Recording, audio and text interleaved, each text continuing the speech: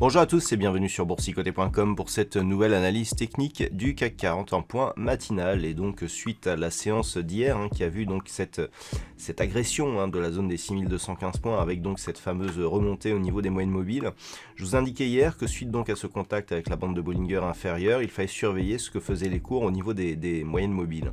Donc on a une réponse aujourd'hui puisqu'on ouvre donc sur un gap haussier qui est comblé certes, mais maintenant nous allons passer sur la vue 4 heures pour voir un petit peu ce que cela implique d'un point de vue intraday, sachant que l'objectif du jour sera de surveiller ici la zone des 6350 points.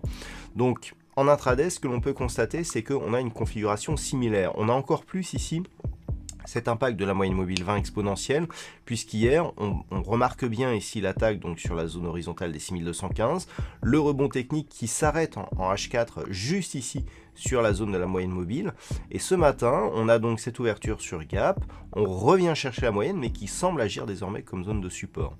Donc c'est ce qu'il va falloir surveiller. On a une zone de range ici, entre grossièrement 6300 points et ici 6350. Tant que l'on est entre ces deux zones, eh bien, on est plus sur une neutralisation du mouvement.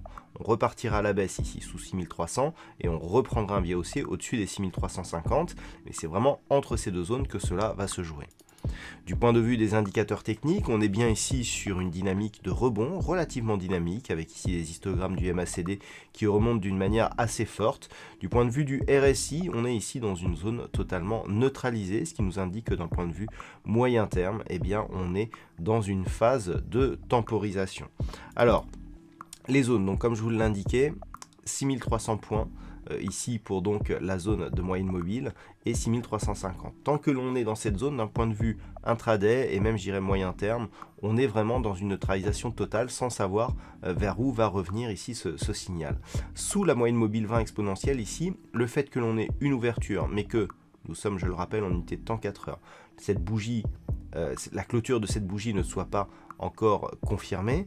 Si par exemple on venait ici ouvrir sur gap haussier et que l'on à la clôture de la bougie ici, on revenait sur la zone par exemple des 6260 points, on aurait tout simplement une tentative de rupture à la hausse qui aurait échoué, et donc on continuerait à considérer donc cette moyenne mobile 20 exponentielle comme une zone de résistance. Si les cours clôturent ici sur cette H4 au-delà des 6300 points, on pourra considérer qu'il s'agit d'une attaque et donc un possible retour à un mouvement haussier.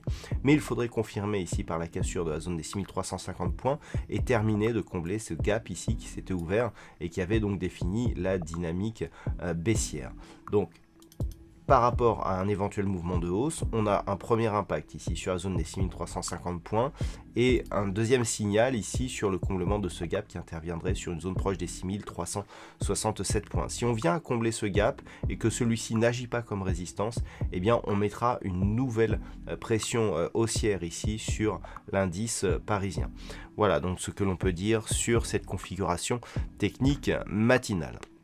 D'un point de vue macroéconomique, eh bien, nous aurons une déclaration de la politique monétaire de la Banque Centrale Européenne qui aura lieu à 13h30. On n'attend pas grand-chose de cette déclaration, mais bon, il faut toujours être vigilant.